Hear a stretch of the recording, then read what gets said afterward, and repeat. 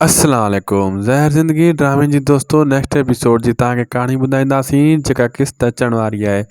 छा रबन वाकई हाणे ओठे ऐं कमाल खान खे हाकिम खान जे ॻोठु वञी क़ैद कंदो, उन्हनि खे उतां भॼण न ॾींदो? छा रईस गफ़ार खान हाकिम खान जे विच में ॻाल्हियूं तइ थी वेंदियूं आहिनि या ओठो ऐं कमाल खान उतां भॼण में कामयाबु थी वेंदा?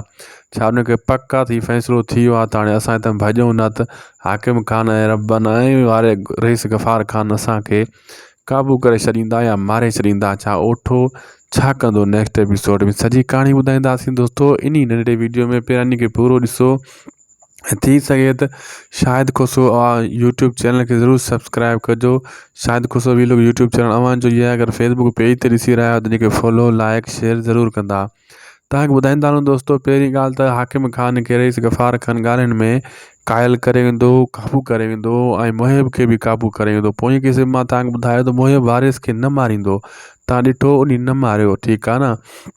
हुनजो शक जेको आहे कमाल खान ओठे ते आहे ऐं रईस गफ़ार खान अहिड़ियूं ॻाल्हियूं कंदो त मुहिब जो शक में पक में थी वेंदी त इहे ॻाल्हियूं सही आहिनि। ऐं जीअं ॻाल्हियूं हलंदियूं रहंदियूं उते रबन वरी हाकिम खान जो ॻोठु हलियो वेंदो। उते जेको ॻाल्हियूं करे रहिया आहिनि ओठो ऐं जेको आहे कमाल खान भॼण जूं त भॼी जान छॾायूं न त हाकिम खान मोड़ंदो असांखे काबू करे छॾींदो।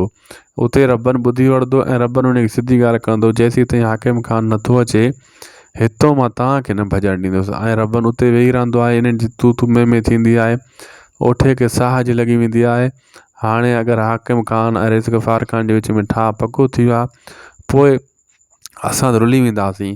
कीअं बि करे हाकिम खान खां पहिरियां हू रबन खे पूरो करण जी कोशिशि कंदा। रबन हिननि खे भॼण न ॾींदो। अहिड़े हिसाब सां कमाल खान ऐं ओठो नई चाल सोचींदा, नई प्लैनिंग सोचींदा पाण खे बचाइण जी ऐं हाकिम खान जे अॻियां सुरख़ुरू थियण जी।